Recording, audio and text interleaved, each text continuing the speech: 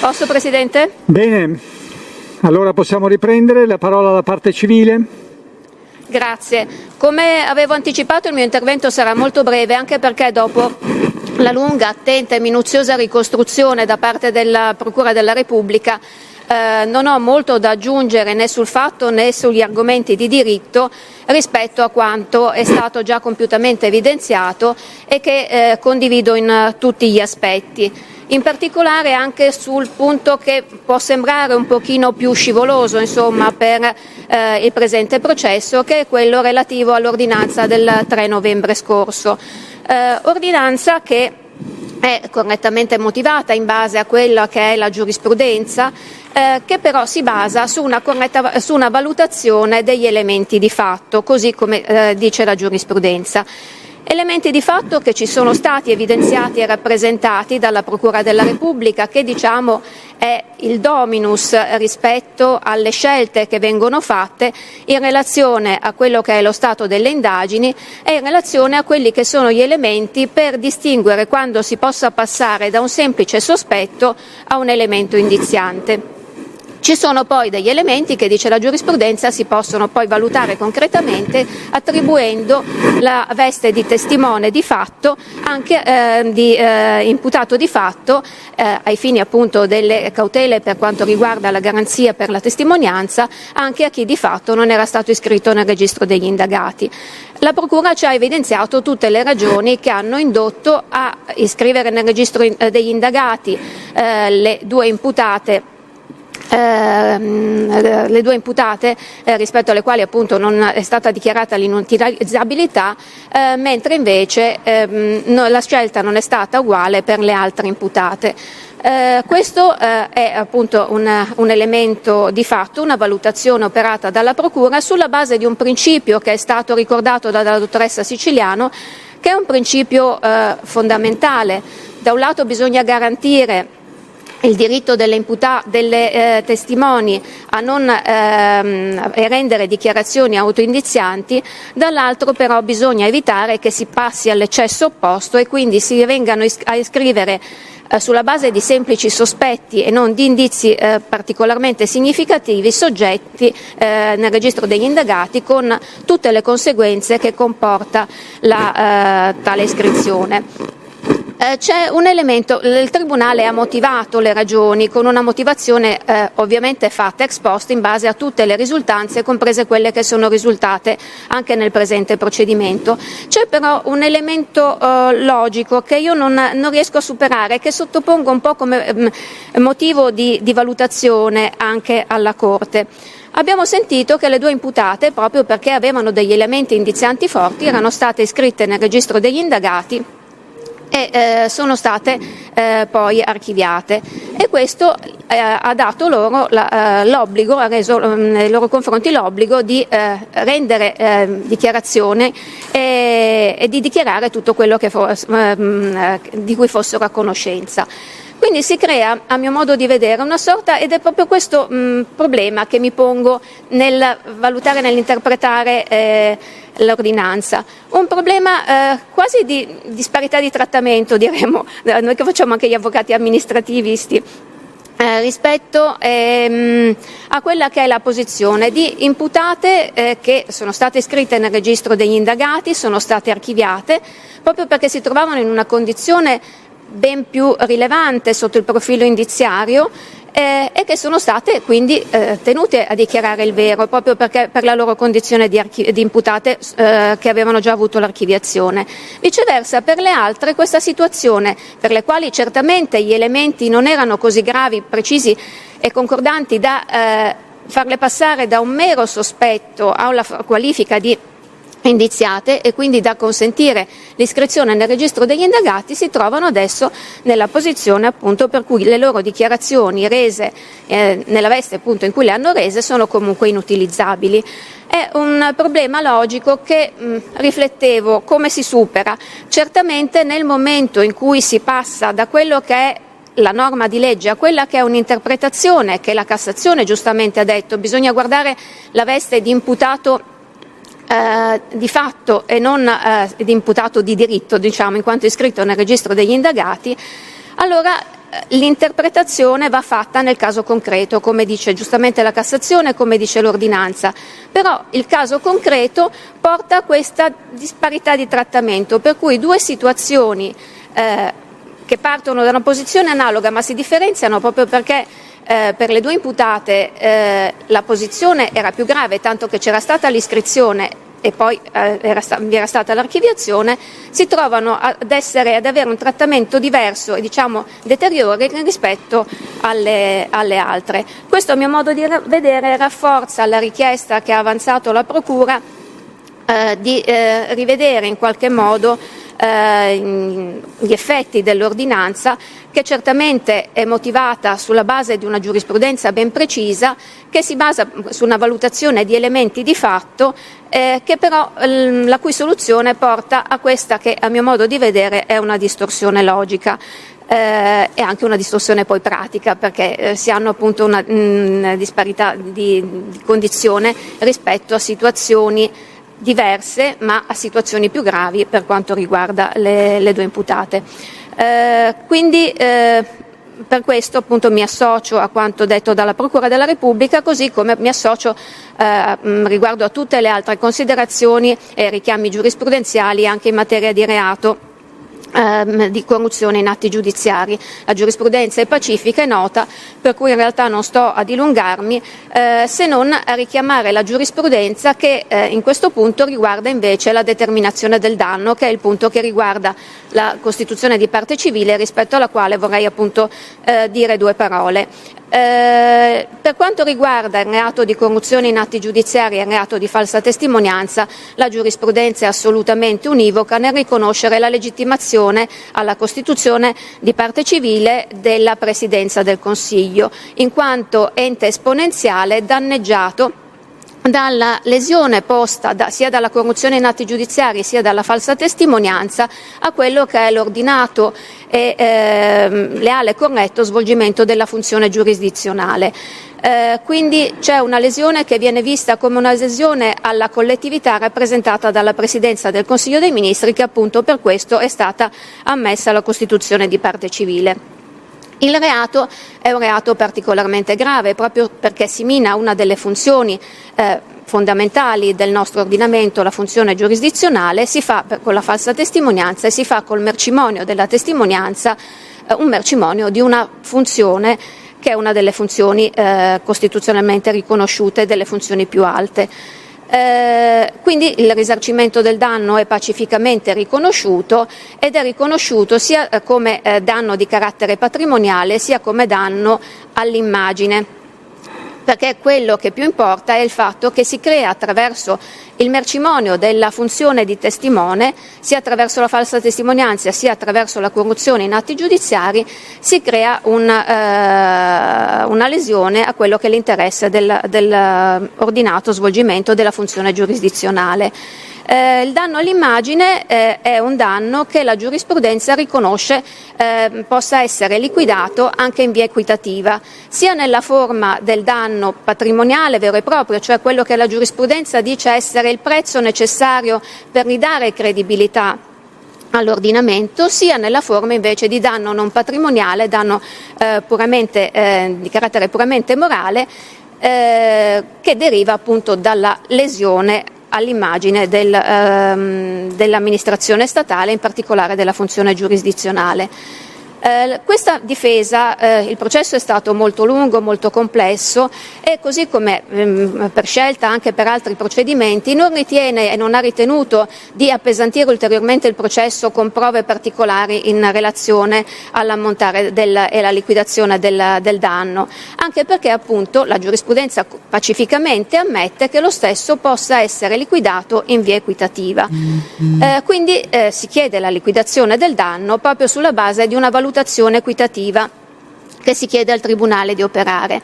Cosa dice la giurisprudenza per questa liquidazione? Si tiene conto di una serie di parametri per determinare quello che è il quantum che il Tribunale ritiene dovrà valutare e dovrà liquidare. I parametri sono dati innanzitutto da quello, diciamo, che è il prezzo della corruzione, e abbiamo sentito il pubblico ministero ci ha indicato delle cifre particolarmente elevate, anche perché la corruzione è stata di un gran numero di testi ed è stata, diciamo, particolarmente generosa. Altro elemento è la natura dei soggetti coinvolti. E qui ricordare che l'imputato Silvio Berlusconi è stato 4 volte Presidente del Consiglio e lo era stato fino a poco tempo prima della corruzione, è un elemento che mi pare possa essere semplicemente accennato, che non richiede delle particolari indicazioni. Altro elemento è la notorietà del fatto e quella che è il suo risvolto mediatico. Anche qui quello che diceva la dottoressa Siciliano la volta scorsa, molti fatti di questo processo sono storie ormai, sono storie che tutti noi abbiamo vissuto, ci dimostra e ci porta alla mente tutte quelle che sono stati i risvolti mediatici di questa vicenda, risvolti che tutti noi abbiamo comunque vissuto in un modo o nell'altro, che abbiamo avuto come percezione diretta e rispetto ai quali mi sembra veramente superfluo dilungarmi, se non per ricordare appunto che è una vicenda che comunque in tutti i suoi aspetti e in tutti i suoi risvolti ha fatto il giro del mondo e ha messo, diciamo, anche non solo quella che è l'ordinamento giudiziario, ma anche tutto lo Stato, che era rappresentato da un soggetto che è stato appunto coinvolto nel procedimento e che è stato per ben 4 volte Presidente del Consiglio, ha gettato un discredito, diciamo, planetario, che certamente dovrà essere valutato e potrà costituire un metro di liquidazione del danno, anche appunto sia pure in via equitativa.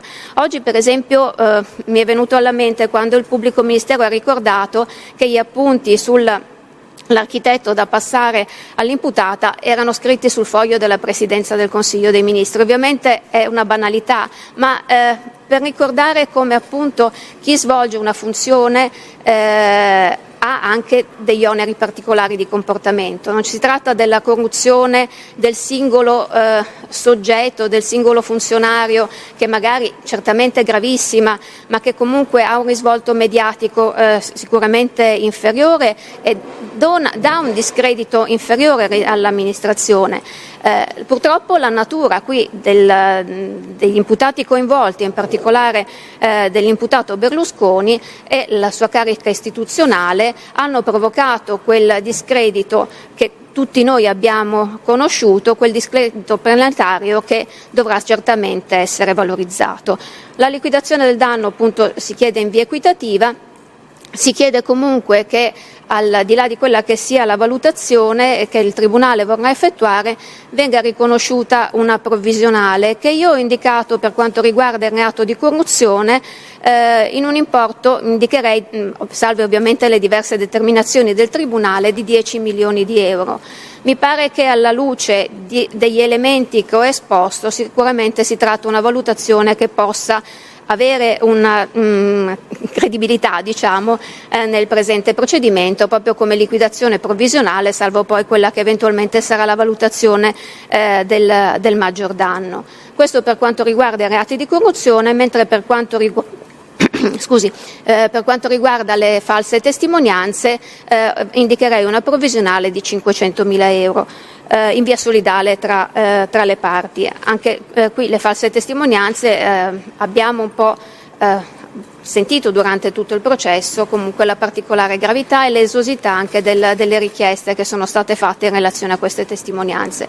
Quindi sulla base di queste considerazioni concludo per tutti gli imputati, ad esclusione che nei confronti di Pedrini Luca, per il quale è stata chiesta l'assoluzione, richiesta appunto nella quale prendo atto e mi associo, perché vengano condannati, oltre che alle pene di giustizia e alle confische di legge, anche al risarcimento del danno nei confronti della Presidenza del Consiglio dei Ministri, costituita parte civile, nella misura che verrà ritenuta dal Tribunale da liquidare in via equitativa, e con la concessione comunque di una provvisionale che ho indicato appunto nella somma di 10 milioni di euro per le corruzioni, di 500 mila euro invece per le false testimonianze, o comunque nella diversa misura che il Tribunale riterrà di liquidare appunto nell'ambito dei poteri di liquidazione equitativa che vengono riconosciuti pacificamente dalla giurisprudenza. Deposito conclusioni scritte e nota spese come da foglio. Grazie. Grazie Revoca. Allora, se non ci sono opposizioni, le conclusioni, come abbiamo detto in apertura, le conclusioni della parte civile battilana saranno svolte alla prossima udienza. A questo proposito, vediamo se ci sono difensori, come avevamo preannunciato, che intendono e sono pronti a concludere anche l'ultima udienza di giugno, del 29 giugno.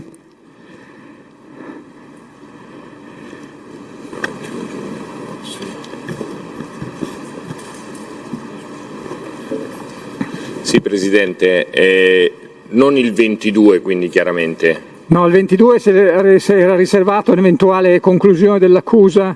Tra l'altro il 22 forse c'è anche un problema di reperire l'aula grande, quindi è meglio il 29. Allora, per quanto riguarda la posizione Rossella, mi ha detto il collega ieri che era pronta per discutere il 29, quindi posso dire e riferire questa informazione. Per quanto riguarda la posizione Rossi, se ho un minuto provo a sentire, Presidente, perché si sono allontanati entrambi i colleghi che io sostituisco, ma se posso un minuto, non più di un minuto. Sì, adesso vediamo, perché se poi sono solo per due posizioni non occupiamo il bunker per... C'è due posizioni, come dire, anche tra l'altro marginali nell'economia della discussione delle difese. Altrimenti mi permetto, le posizioni Rossi e Losi potrebbero andare all'inizio di luglio, sono delle posizioni che non occupano molto tempo. Dobbiamo leggere la memoria della Procura, perché ovviamente ci potrebbero essere delle parti che ci riguardano perché non ci hanno riguardato nell'esposizione orale, però nella memoria non lo sappiamo. Sono solo quindi queste due posizioni che discuterebbero il 29?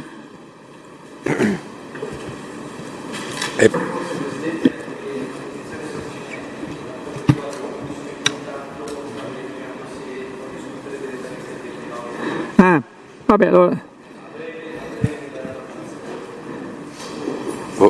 Presidente, per le difese volevo specificare che le memorie non conterranno cose diverse. Le memorie sono già pronte ma non erano ancora in bella coppia. Non ci sono elementi, sì, quelli che la settimana scorsa oggi abbiamo annunciato che si saltavano, ecco, ma sono forse, già noti. Poi sicuramente il difensore dell'imputato per cui è stata chiesta l'assoluzione forse potrebbe concludere il 29. Confermo, l'avvocato Liguori mi ha detto che il 29 è disponibile, quindi discuterebbe il 29. Allora Liguori per Sorcinelli, giusto, è disponibile a discutere il 29. Per quanto riguarda la posizione Pedrini, per cui è stata chiesta l'assoluzione, in realtà il 29 ci sarebbe un impedimento, quindi mi rendo conto che la discussione non sarà molto lunga, ma diventa irrilevante a quel punto la data. Grazie. Certo.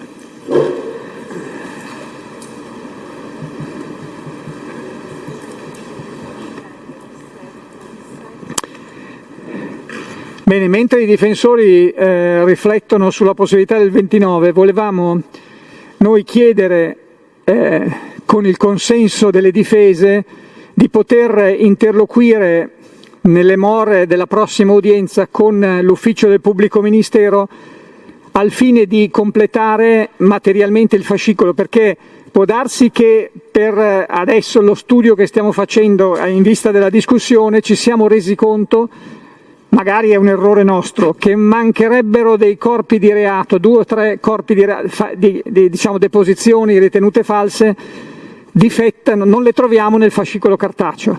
Magari è un difetto nostro, poi adesso cercando meglio le troveremo, ma se non le dovessimo trovare, non penso che ci siano opposizioni a un'interlocuzione finalizzata a integrare alla prossima udienza il fascicolo per questo difetto materiale. Ci sono problemi in questo senso? Grazie. Presidente, la posizione Rossi anche il 29 e la posizione Losi. Va bene, allora a questo punto forse vale la pena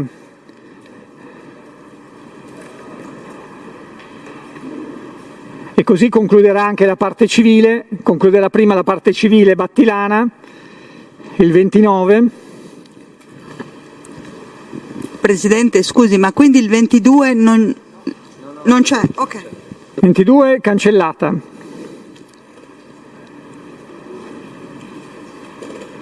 Il 29 allora potrebbero discutere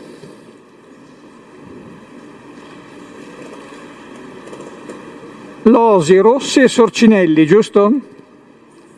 Rossella.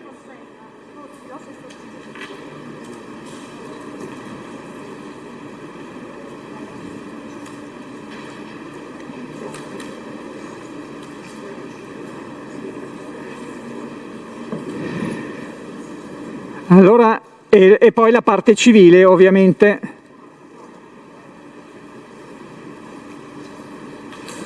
Battilana, sperando che abbia risolto, ma dovrebbe aver risolto il problema di salute. L'avvocato Gulino. Ecco, poi dal 29, poi passiamo al 13 luglio, in cui se ci sono accordi delle difese, il Tribunale non ha problemi a seguire eventuali accordi nell'ordine interno che i difensori decideranno nelle more, altrimenti seguiremo l'ordine del decreto. Anticipo che già parlando con i colleghi che come me hanno posizioni in relazione al reato di corruzione, si era già convenuto di, per la prossima udienza, fornirle un'indicazione di chi certamente anticiperà rispetto all'ordine alfabetico il proprio intervento, e per quanto riguarda la difesa Berlusconi invece ci riserviamo di concludere proprio con il nostro intervento l'ordine delle varie discussioni. Va bene, allora il 13 inizieremo, se non ci saranno accordi diversi, inizieremo da Marghiolei e proseguiremo, tranne la difesa Berlusconi, proseguiremo lungo il decreto, sempre che non ci siano accordi diversi tra voi in relazione alle date. Ecco, casomai il 29... Una sorta di elencazione. Il 29, se fornite un programma è anche meglio. Certamente. Sì, Presidente, solo per la posizione Bonasia, che era una B, però era inserita in fondo alla richiesta di rinvio a giudizio, al decreto di rinvio, era a parte, quindi volevo capire solo se era considerata in fondo, volevo solo una conferma.